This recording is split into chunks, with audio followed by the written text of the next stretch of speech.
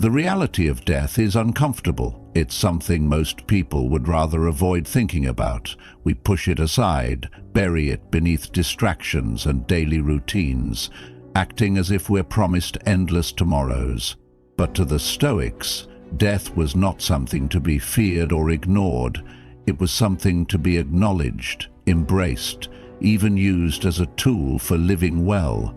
They called it Memento Mori. Remember you will die. Facing mortality head-on. The idea of Memento Mori might sound grim, even morbid, but the Stoics believed it was an essential practice for a meaningful life. They didn't dwell on death to indulge in despair, quite the opposite. They confronted death to enhance their appreciation of life.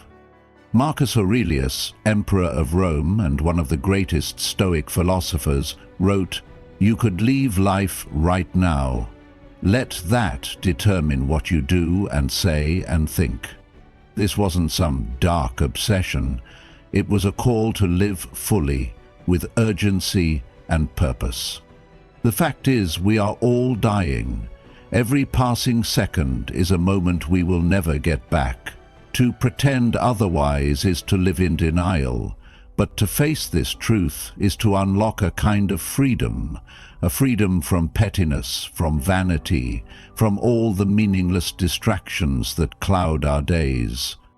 Why Memento Mori matters. You may ask, why should we dwell on something so uncomfortable? What possible benefit could come from meditating on our inevitable death? The Stoics would say it's because most people live as if they have endless time. We waste hours on trivial worries, minor grudges, and pointless pursuits. We procrastinate, putting off the important things, conversations that need to be had, dreams that need to be pursued, kindness that needs to be shown. But what if you truly understood that your time is limited, that each moment is precious and irreplaceable? Seneca, the Roman philosopher and statesman, put it this way: "Let us prepare our minds as if we'd come to the very end of life. Let us postpone nothing. Let us balance life's books each day. The one who puts the finishing touches on their life each day is never short of time."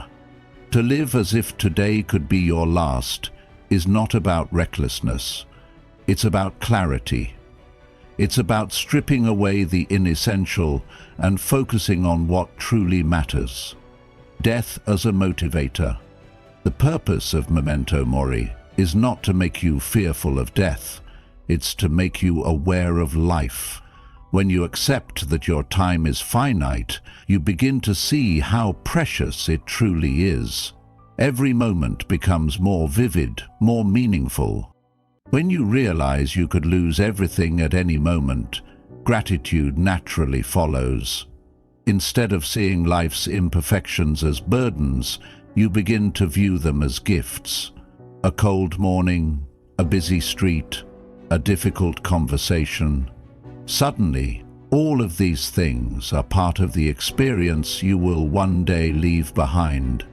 Epictetus, the Stoic slave-turned-philosopher, advised his students to regularly contemplate death, not out of dread, but out of appreciation. He said, "Keep death and exile before your eyes each day, along with everything that seems terrible. By doing so, you'll never have a base thought, nor will you have excessive desire." By keeping death in mind, you strip away unnecessary desires, obsessions, and fears. You realize how much of your anxiety is based on things that simply don't matter. Making peace with mortality.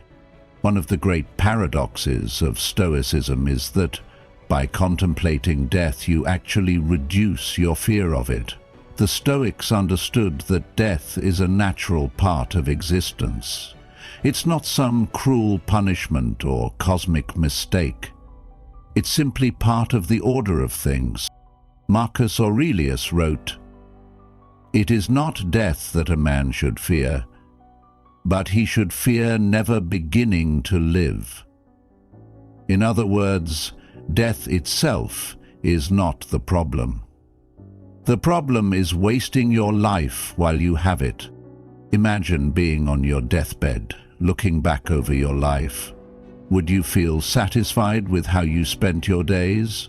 Or would you feel regret for all the time wasted on trivialities? Memento Mori is not about death.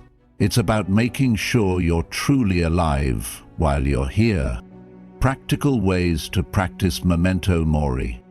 The Stoics were nothing if not practical. They didn't just preach these ideas, they actively practiced them. Here's how you can incorporate Memento Mori into your own life. 1. Visualize your last day. Every morning, remind yourself, today could be my last. This isn't about being negative, it's about clarity. It's about sharpening your focus on what truly matters. Ask yourself, if today were my last, how would I want to spend it? What would I want to accomplish? Who would I want to spend time with? 2. Reflect daily. At the end of each day, take a moment to reflect. Consider what you did, said, and thought. Were your actions aligned with your values? If not, what would you do differently if you were given another chance? This practice keeps your mind clear and your priorities sharp. It ensures that you don't waste your time chasing things that don't matter. 3. Gratitude for the present moment. When you understand that everything you have could be taken away at any moment, you appreciate it more. That morning coffee, that conversation with a friend, even the difficult moments. Everything becomes a gift. 4. Meditate on impermanence. Regularly remind yourself that nothing lasts forever. This includes your own existence. Far from making you miserable, this understanding helps you cherish every experience more deeply. Rejecting fear of death. The Stoics didn't claim that death was pleasant or desirable. They simply recognized that fearing it was irrational. Death is natural, it's inevitable, and fearing the inevitable is a waste of the life you still have. Seneca put it bluntly, it takes the whole of life to learn how to live, and, what will perhaps make you wonder more, it takes the whole of life to learn how to die. To the Stoics, the purpose of life was to live in accordance with nature, to live virtuously, to pursue wisdom, courage, justice, and temperance. And death was simply the end of that pursuit. Nothing more, nothing less. Living with urgency and purpose. When you truly embrace Memento Mori, something remarkable happens. You become free. Free from pettiness, free from procrastination, free from the illusion that you have all the time in the world. Instead of fearing death, you use it as a guide, a constant reminder to live well, to focus on what truly matters, to let go of trivial anxieties and live with purpose, courage, and gratitude. You could leave life right now. Let that determine how you act, how you speak. Memento Mori is not about living in darkness. It's about finding the light and living so fully, so authentically, that when death finally comes, you can meet it without regret.